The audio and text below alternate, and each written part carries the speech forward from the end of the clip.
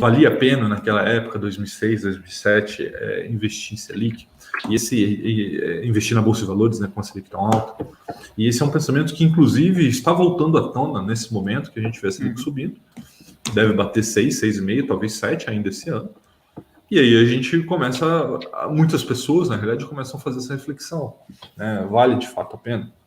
E aí tem um livro que ele acaba com qualquer dúvida sobre esse sentido, que se chama Stocks for the Long Run, que é Ações para o Longo Prazo, do Jeremy Siegel, onde ele faz um estudo de 200 anos sobre várias classes de ativo.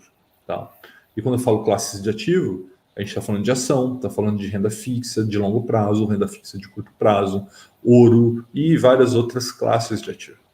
E aí você começa a tomar algumas conclusões. Tá? Gostaria de estar com esse gráfico agora para mostrar para vocês, para quem está me ouvindo, mas não tenho. Mas basicamente o que esse estudo chega à conclusão?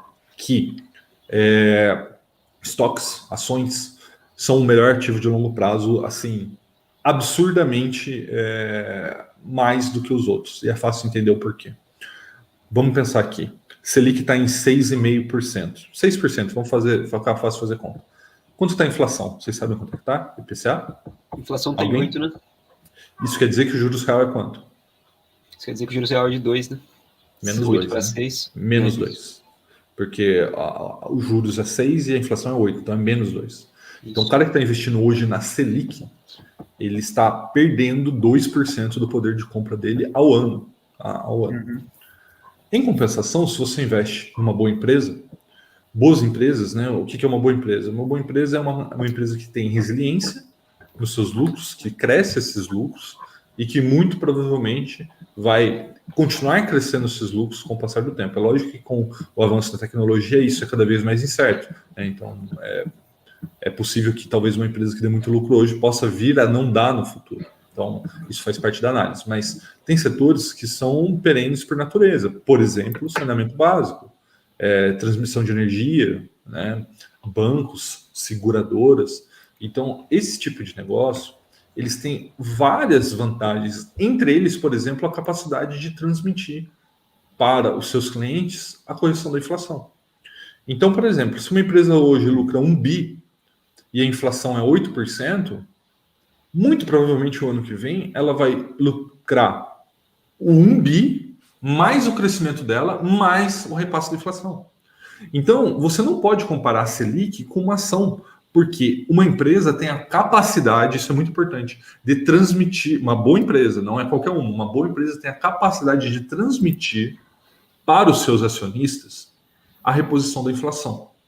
Porque ela também tem a capacidade de transferir para os seus clientes esse mesmo valor. Você entendeu? Então, mesmo que a Selic chegasse a 20% amanhã, não mudaria em nada os meus investimentos. Eu continuaria comprando ações em vez de renda fixa. Por que isso, Rafael? Porque também tem um efeito contrário. Muita gente pensa como você. Então, as ações tendem a cair com a alta da Selic. E aí, o que a gente tem que pensar? Tem que pensar o seguinte, que quando eu estou comprando uma ação, eu estou comprando um fluxo de caixa futuro. O que é um fluxo de caixa? Cara, é o lucro dela, entendeu? O lucro vai ser afetado pela alta da Selic? Talvez sim, talvez não, mas vamos pressupor que não, né? Dentro da sua análise você vai ver que não. Cara, se o lucro é o mesmo e o preço é menor, aquilo ficou mais atrativo, concorda? Uhum. Então, eu vou comprar mais, não menos, entendeu? Então, é basicamente isso, né? As pessoas, por entrar pelo viés da especulação, porque pelo viés da especulação, ó, merda, a Selic subir. Porque o que vai acontecer? Com a Selic subindo, as ações vão cair. Se o cara é um especulador e está comprado nas ações, ele vai perder dinheiro. É visão de curto prazo, né? E ele precisa vender.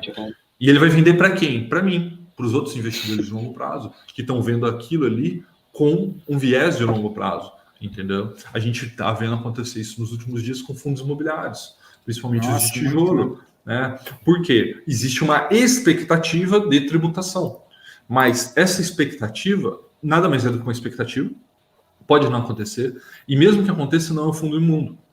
Só que o que acontece?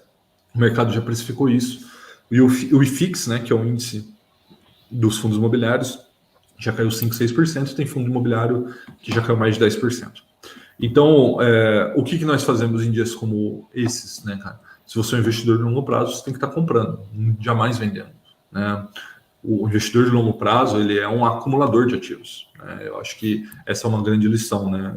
Você tem que acumular ativos por longo prazo, porque voltando na nossa conversa lá no começo, para que vai servir esses ativos? Para lá na frente, quando você tiver 50, 60, 70 anos, não quiser mais trabalhar, quando a sua grana não vier mais da sua atividade laboral e vier dos seus investimentos, aí sim vai fazer sentido você investir nisso, entendeu?